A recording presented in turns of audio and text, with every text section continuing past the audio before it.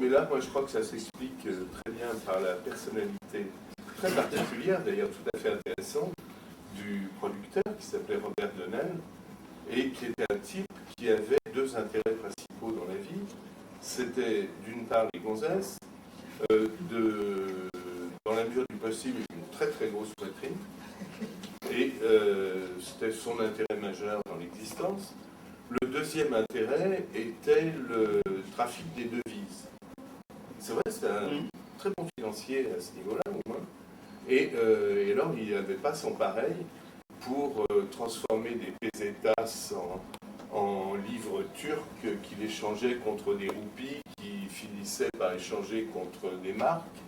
Et donc, suivant le coin où il avait du fric à ce moment-là, il fallait qu'on tourne le film dans le patelin ou le pays où il avait de l'argent qui était gelé et qui ne savait pas trop faire, comment rapatrier.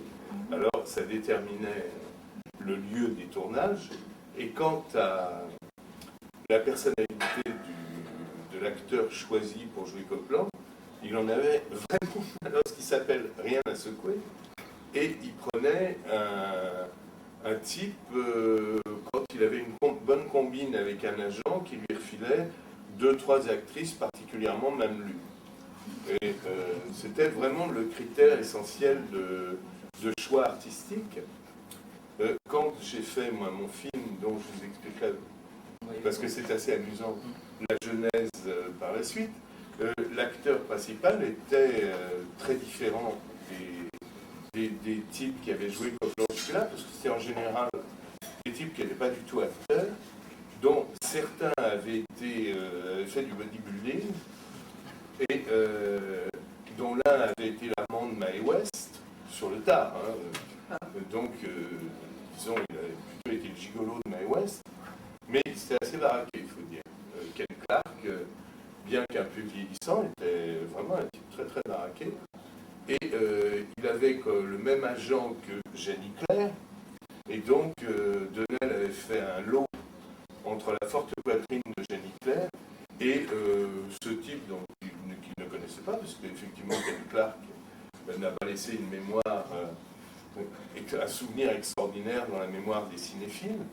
Et Lang Jeffries, lui, était un ancien garde du corps, qui avait été le garde du corps de la fille d'un milliardaire américain, qu'il avait fini par épouser. Et cette fille avait tout à coup eu des velléités d'être agent d'acteur à Rome. Elle avait 2 fortes poitrines dans son écurie, et elle avait fourgué son mari, Lang Jeffries, en prime bonus, avec les 2 filles qui jouaient dans le film. Et moi, quand j'écris Claudio Brook, c'est tout à fait différent, puisque certains se souviennent peut-être que c'était l'acteur principal de plusieurs films de Louise Buñuel. C'était un des acteurs favoris de Louise Buñuel. Il avait joué dans Simon du désert, il avait joué dans La Voie lactée, il avait joué dans Belle du jour, il a joué, enfin c'était un des acteurs fétiches de Buñuel. C'était un très bon acteur, enfin, qui avait fait beaucoup de théâtre, qui était mexicain, mais qui parlait parfaitement l'anglais.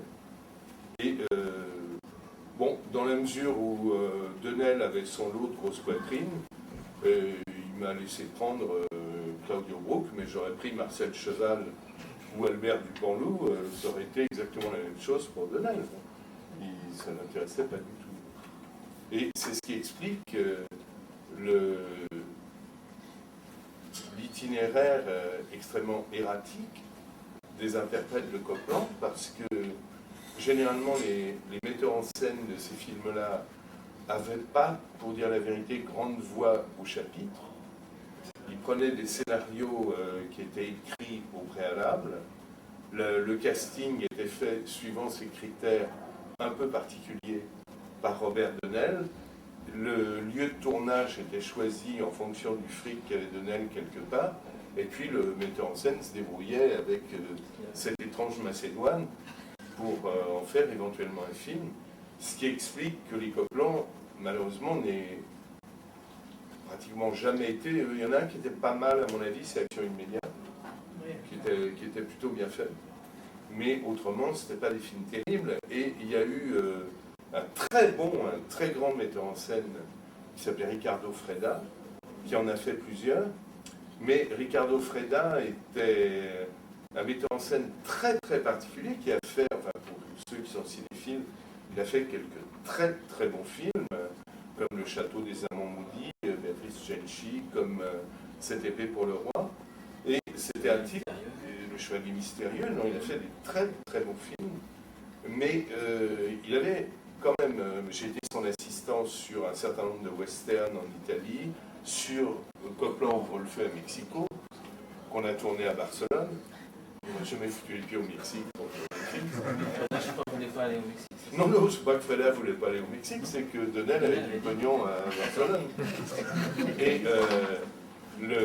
mais Freda, qui était vraiment un type d'une culture exceptionnelle, extrêmement intelligent, un metteur en scène extrêmement raffiné.